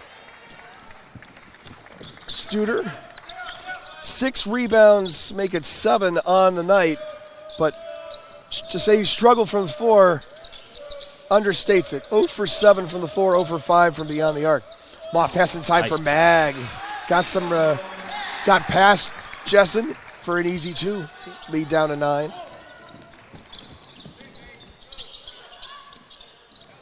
Jessen. Lawrence from the wing, no good. Jessen with an offensive board, a fresh 20. Rare miss for Mary Hardin-Baylor, and they get the offensive rebound. Zemiera unable to hang on to the ball. It's knocked out of bounds off ONU. Johnson gets a break. I don't know for how long. He's played 29 of 33 minutes, so this may be a short one. And Mary Hardin-Baylor isn't maintaining this lead despite not having hit a field goal in the last 2:43. That shot attempt is blocked by Hayden Hansen. First action of the season, and it gets his name in the box score. Tie up underneath. Jump ball. Possession arrow points towards Mary Hardin-Baylor. Shot clock is at 2. Just put your arms up, big guy. You're 6'10". That was working out. Ohio Northern going to take a timeout here. 30-second timeout on defense. That's interesting. With the shot clock at 2, you would think that... This must be to set up whatever is coming next. Well, I guess, but... Why wouldn't you wait until you have the ball?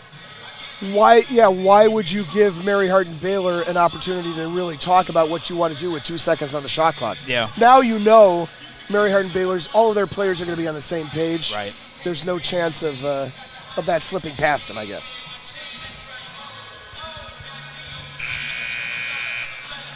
ONU comes out of here. They go back to Ohio. They get right into OAC play. Yep, rest of the way for the Polar Bears. It's all OAC action.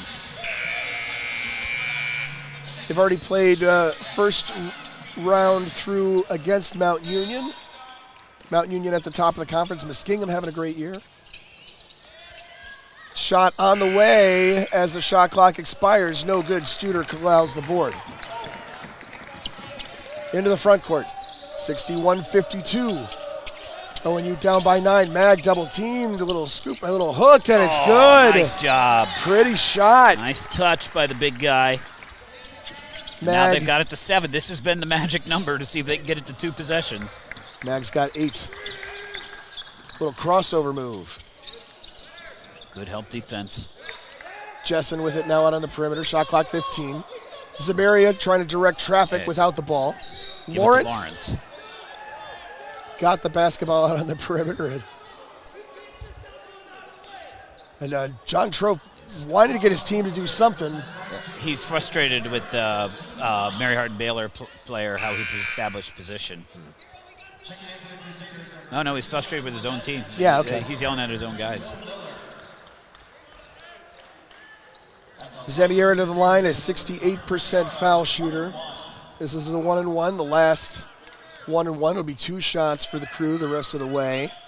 And that shot is no good. Miller up high for the rebound. This is it. So they have not had the ball down by 7 in a while. So let's see if they can get it to 2 possessions. Miller picks it up. Tamar Lewis with it. Almost lost the handle on it. And is getting harassed by Jonathan Leggett. Ohio Northern's going to get free throws. Now Lewis is very limited sample size, 3 of 4 coming into this weekend. To the delight of his fan club who's listening and watching online. 4 of 6 from the line this year, including last night. 4 of 5 last year, so still very limited sample size. Yeah, but all consistently good. And as was that shot. He just reached out for a high five and punched his teammate in the nose. It's a very physical game, Gordon. Stewart's smiling as best he can with a bruised nose. Yeah. Second shot, and that's good. So it's a 5-point ball game now, 61-56. Another defensive stop. If the Polar Bears can get it, will make this really interesting. Yeah.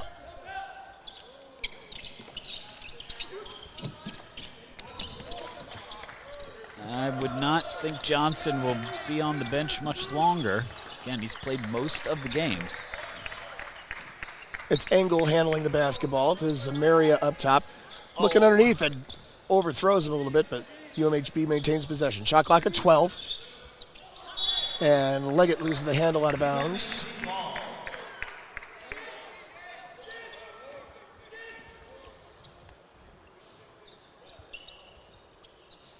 Johnson, just getting some rest. No foul trouble for him whatsoever. Nope. Leggett shot on the way, no good. Rebound controlled by Stewart. Two Crusaders battled each other for the ball and tipped it to the Bowler Bears. Mag with the basketball. Good screen. Miller three, no good. Oh, good screen to get Miller free, but he couldn't hit it. Engels with the rebound, pushed up ahead. Lawrence out of the wing. Dribble in, shot from the elbow, and that is good. Josh Perry, nothing but the bottom of the net. Nice touch. He's not a big scorer, only averages 2.5 per game, but nice confident stroke there. Johnson waiting to check in at the next dead ball for the Crew. Up top, Miller. For ONU, working on the basket to our left here in the second half. Stewart, three ball on the way off the back iron, too strong. Rebound battled for, out of bounds, and it'll be ONU basketball. Nice effort from Perry there. Didn't get the call, but wrestling with Mag for the ball. Johnson in, leg it out. And Langford returns. So does Studer, so does J.J. Morris. Lineup changes for ONU. Mag gets a break, so does Tamar Lewis, and a shot no good. UMHB on the run. Look for Johnson to take something here. Try and get it back to 9, if not 10. You're just saying that because he's been on the bench for a bit, and he's up and down. And also because I think as soon as he touches the ball, he's thinking score. He does not strike me, just from watching in this game, as someone who's looking to distribute the ball a whole lot. Fifth turnover for Johnson. Only has 3.5 assists per game. None of them tonight. Yeah, he's looked very aggressive, and understandably so. Langford inside to Miller. Miller working in the low post. Spin move. One-handed shot, good. Nice soft touch from Will Miller. Lead down to 5. Miller now with 17. Lawrence on the perimeter in a really good first half, but a little quieter from the scoring column here in half number 2. Left-handed dribble, and it goes out of bounds. Unforced, says the official, and it will be ONU basketball with a chance to cut the lead to 3 or 2.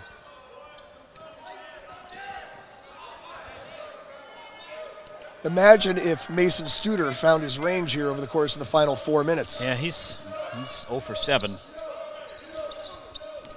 Morris to Langford, almost has it knocked away. Langford working against Johnson, and big shoulder elbow up top, and the officials collaborate and decide that's an offensive foul. Yeah. Of course it is an offensive foul, but it took 2 people to say so. Like he was trying to elbow his way around. It's like making a swim move as a defensive tackle when you have the basketball. Ohio Northern's worked really hard to get this to 5. Johnson guarded by Langford, now switch off. Morris picks him up. Lawrence now 3 on the way from the corner from Jordan Ferguson, no good, and another tie-up on the rebound. I'll give Johnson credit there because Johnson creates that opportunity. It's 3 or 4 different passes before it gets there, but Johnson creates the opportunity by passing out of the double team, and quick ball movement for Mary Hardin-Baylor results in a technical foul. What's going on?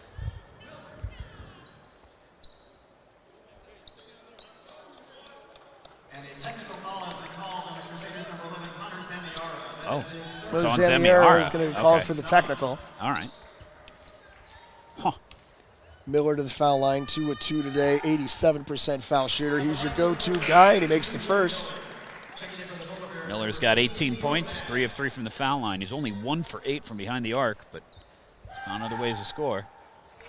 Second shot good. And this is as close as Ohio Northern's been in a long time. 3 points. Now comes back down the other end. Mary Hardin-Baylor Ingles will have foul shots. Yeah, Mary Hardin-Baylor is 15 of 24 from the line. 2 shots.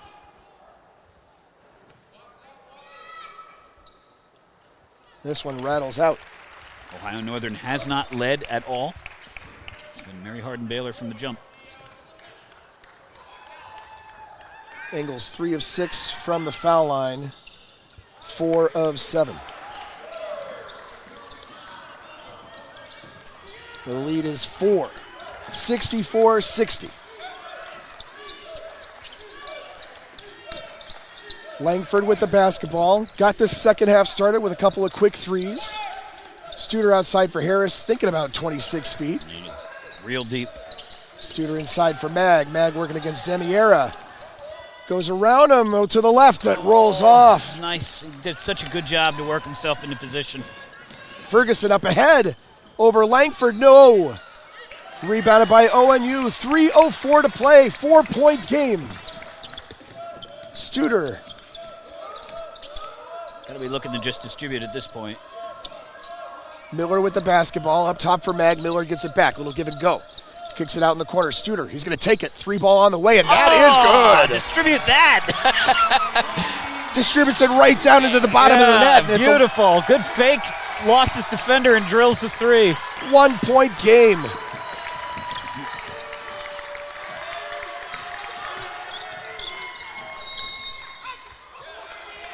And there's continuation on that play. Okay. Strong take. It's Engels. It's the guy who I would like to run on a 4th and 1 if I needed one. Yeah, Engels has kind of a H-back look to him. Yeah, he sure does. Yep.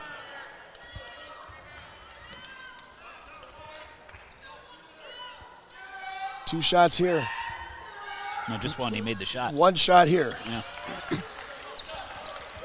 And it's good, makes it 67-63. Studer brings into the front court and going to get timeout. 2:25 to play, a full timeout. We will take it as well. 67-63.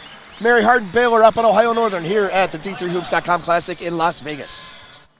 More schools than Division I, more fans than Division II, and more upsets than March Madness. There's nearly 850 programs with over 11,000 games leading to 2 national championships. And we've been covering it all for over 2 decades. From Eastern to Occidental, from Puget Sound to Piedmont, from Southwestern to the University of New England, and from Hope to Calvin.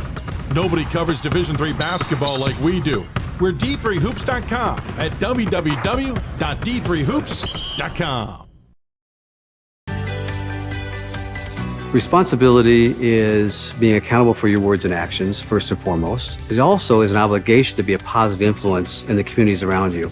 Being in a D3 program, you're going to have lots of different opportunities. You're not just an athlete, you're also involved in student life. Your academics are extremely important. We give a lot of our student athletes responsibilities right from the start by giving them leadership opportunities, by having them engage in the community, be a positive influence. That's being a responsible person.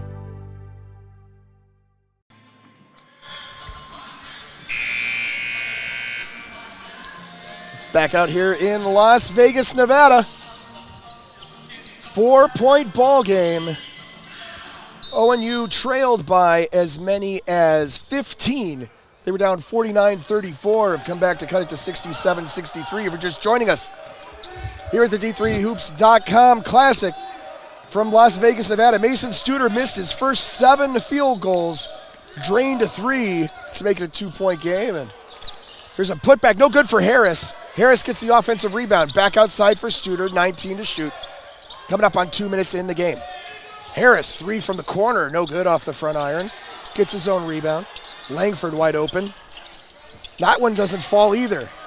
There's a 5th opportunity here on this possession. That one's no good. And Mary Hardin-Baylor, who'd done such a good job rebounding all day, just gave up a bunch of offensive rebounds there before drawing the foul. Yeah, and there were all kinds of open looks. Every shot there in that possession for Ohio Northern was a quality shot. They were all close in or wide open. So good looks. Yeah. Glad you joined us. Patrick Coleman along with Gordon Mann here to the D3Hoops.com Classic in Las Vegas. Zach Engels back to the line, and this one rattles out. Engels has been kind of on and off from the foul line. He's now 5 of 9 on free throws so far today. Second one. That one's no good either. And Studer with a big board. Again, a 4-point ball game. Studer hit that shot from the deep wing a couple minutes ago. Here's Harris. Gets past Engels, gets double teamed. Mag outside for Langford. Studer. Shot clock 12, 1:28 left in the game. And Harris throws it up, does not get it to fall, but he will go to the foul line. I like what I've seen of Harris the 2 games we've seen. He is small but fearless. He is not afraid to rumble inside where he's going to be significantly outsized. First foul shots of the day for Harris, and he makes the first one. Ohio Northern did not go to the line in the first half. They're now 8 of 9 from the foul line here in half number 2. Harris 4 of 18 from the floor, but he makes both of those foul shots. He's now got 12 points. He's also played, well, he had 3 fouls coming into the half. He's played most of the minutes here this half with just only picking up 1 foul. 67-65, $1:21 to play. Lawrence into the front court to Hudson Johnson. Hudson Johnson leading scorer on the squad, leading scorer tonight, although he struggled from the floor. Lawrence, little crossover, working it underneath for, what a nice cut to the basket and a layup off the baseline for Johnson. Nice soft touch from Elijah Lawrence as well. Ohio Northern needs a basket. Pull up for Miller, no good. Engels with the board, passing it up ahead for Zemiera, and they get a timeout.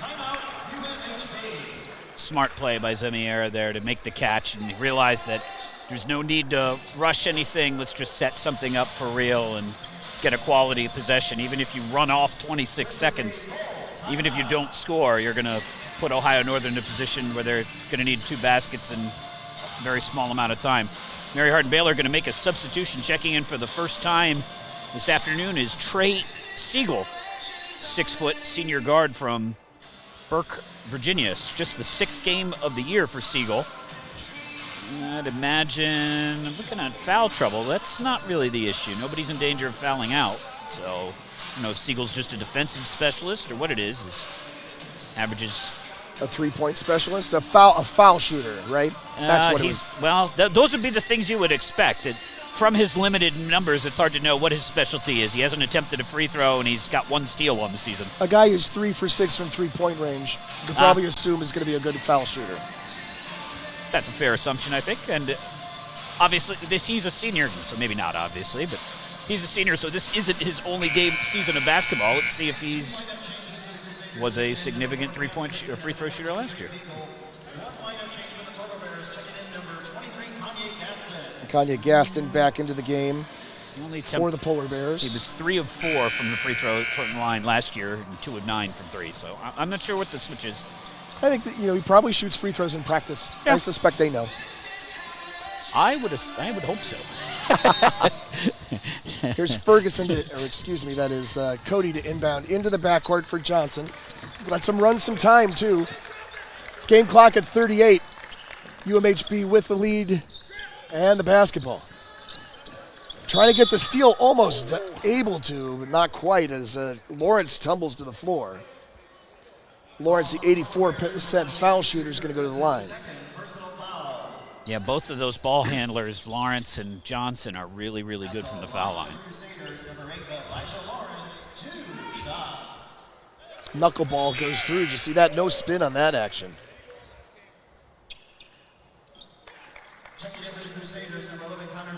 Zemiera's back into the game.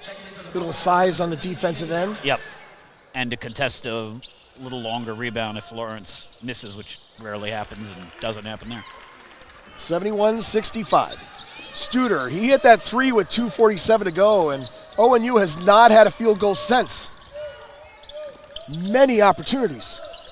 5 or 6 of them on 1 possession. Harris, 3 on the way, no good. Offensive rebound, and then not able to be controlled. Engels brings it to the front court, and he is fouled with 11.5 to go. Well, looks like Ohio Northern's going to have another tough one here. They've had a lot of close losses this year. 74-73 at Trine, 72-71 at Albion, 73-71 at Mount Union. And this one's going to be some other larger losses. They lost by 10 to Wilmington and 7 to Hope. But had a lot of close games just not go their way this year. Still plenty of time to put it together. And once they get back to campus, I'm sure there's some frustration in that, to be so close and unable to get over the mountain.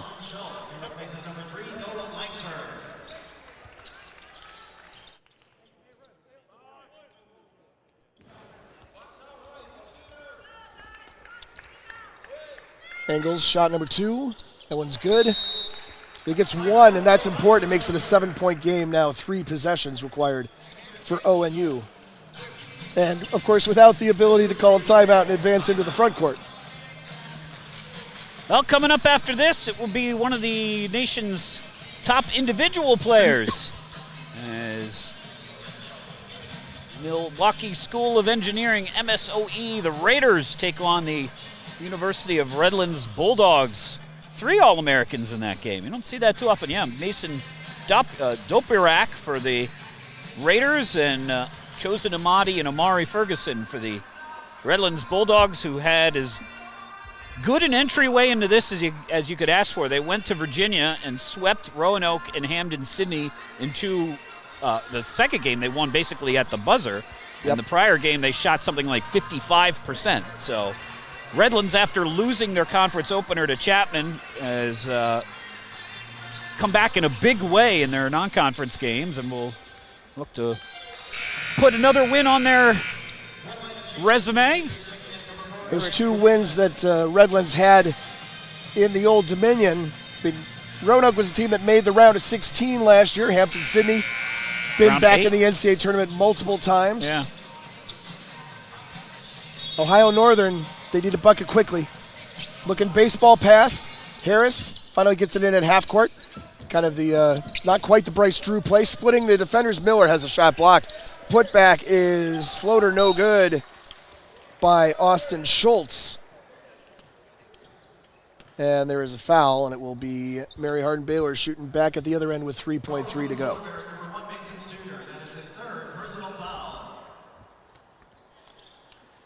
Ayo, do you, right, obviously they come away out of this with a split.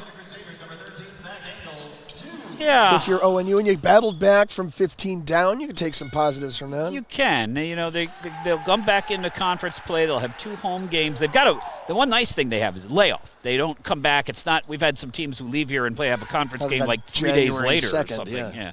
They will have a layoff. They won't play until the following week, and they'll get 2 home games. Heidelberg and Muskingum, both of those teams will be in the conference title hunt, and so if they can get both of those or one of those at home, they'll have capitalized on a decent trip here. Meanwhile, Mary Hardin-Baylor shows resilience down the stretch. Lead was cut down to 2 points, but they come away with a score in the last 7 points of the game to win 74-65. Quick leaders. Will Miller with 19 points for Ohio Northern. Aiden Harris with 12. Bryce Stewart off the bench with 9. Noah Langford with 9. Mary Hardin-Baylor, led by Hudson Johnson, with 21 points, 11 of them from the foul line. Zach Engels, 16, 8 for 14 for the charity stripe. Elijah Lawrence with 10, and Mary Hardin-Baylor improves to 8-4. Nice effort from Mary Hardin-Baylor. They'll get one more tomorrow. I think they play Redlands. That should be a fun, a lot of tempo, lots of scoring. That's right. You can't sleep through that one. No, and a nice effort from Mary Hardin-Baylor to get the win here today. As we will wrap things up here from the D3Hoops.com Classic momentarily. We'll come back and get you the second game of our men's triple header as the MSOE Raiders and the Redlands Bulldogs meet here in Las Vegas, Nevada. Final score, once again, Mary Hardin-Baylor 74, Ohio Northern 65. For producer Dave McHugh, for my broadcast colleague Gordon Mann, I'm Patrick Coleman saying good afternoon. See you in a bit from Las Vegas, Nevada.